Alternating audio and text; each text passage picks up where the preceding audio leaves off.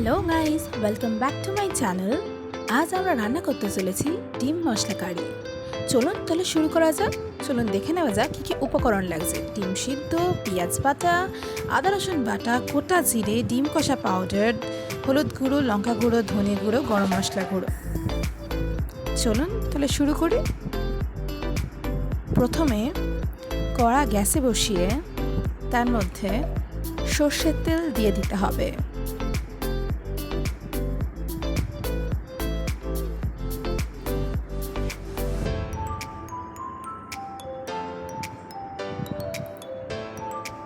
তেল গরম হয়ে গেলে তার মধ্যে সিদ্ধ করে রাখা ডিমগুলো দিয়ে ভেজে নিতে হবে।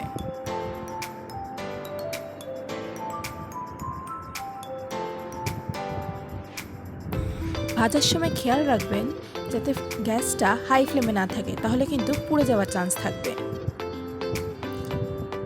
তারপর ডিমগুলো হালকা এরকম লাল লাল করে ভাজা হয়ে গেলে তুলে নিতে হবে।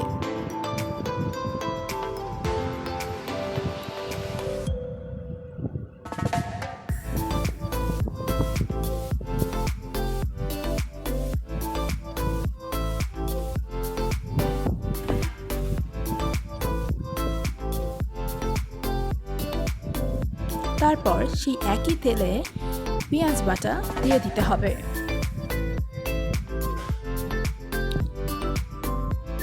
আমি এখানে দুটো বড় পেঁয়াজ বাটা করে নিয়েছি।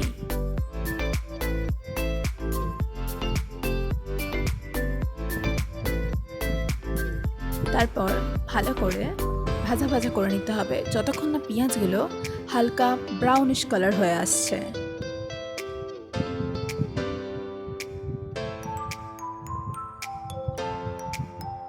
পেঁয়াজগুলো হালকা ব্রাউনিশ কালার হয়ে আসলে তার মধ্যে আদা রসুন বাটা দিয়ে দিতে হবে ও আবারও ভালো করে ভেজে নিতে হবে।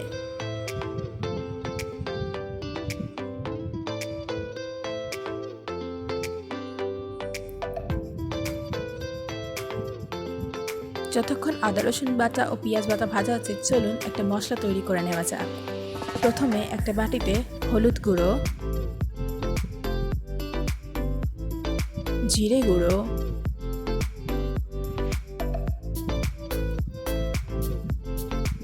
লঙ্কার গুঁড়ো,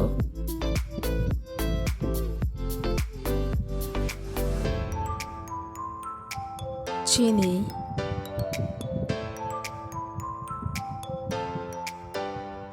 নুন,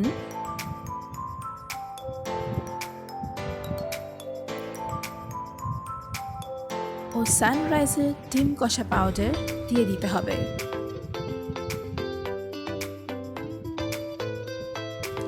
সব দেওয়া হয়ে গেলে ওই বাটির মধ্যে অল্প একটু জল দিয়ে দিতে হবে। তারপর ভালো করে সব মশলা একসাথে মিশিয়ে নিতে হবে।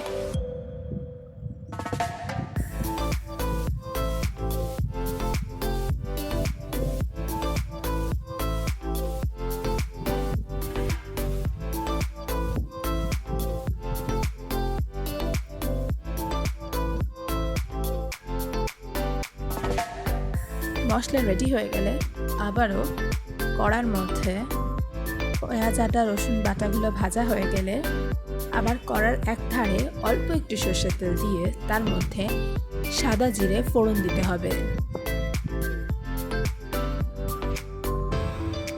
সাদা জিরে অল্প ফোড়ন দিয়ে ভালো করে পেঁয়াজ ও আদা রসুন বাটার সাথে মিশিয়ে নিতে হবে।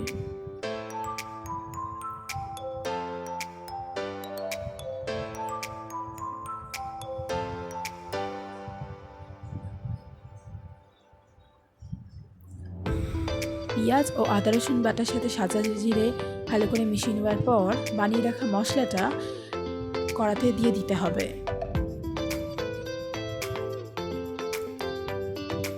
মশলাটা ভালো করে মিশিয়ে নিতে হবে।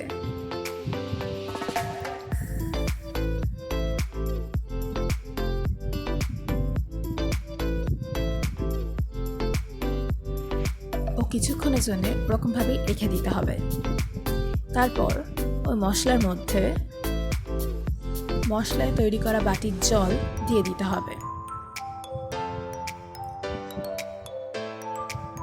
তারপর আবারও ভালো করে নেড়ে মশলাটাকে কষিয়ে নিতে হবে। ততক্ষণ কষাতে হবে যতক্ষণ না মশলাটা থেকে তেল ছাড়ছে। মশলা থেকে তেল ছাড়া হয়ে গেলে একে একে ভাজা ডিমগুলো দিয়ে দিতে হবে।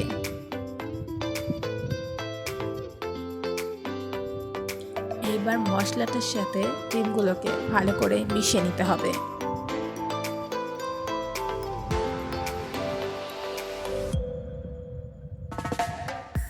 ভালো করে মেশানো হয়ে গেলে কড়ার মধ্যে এবার একটু পরিমাণ মতো জল দিয়ে দিতে হবে।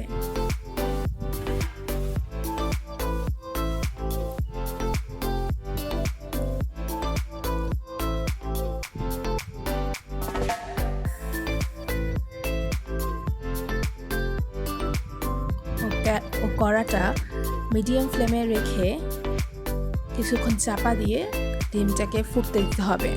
ঝোলটা যখন ফুটে আসবে তারপর গরম গরম সার্ভ করুন ডিম মশলা কারি। রেসিপিটি ভালো লাগলে বাড়িতে অবশ্যই বানানোর অনুরোধ রইল ও চ্যানেলে নতুন হলে চ্যানেলটি লাইক ও সাবস্ক্রাইব করে দেবেন ও পাশে থাকা বেল আইকনটি ক্লিক করে দেবেন। ধন্যবাদ।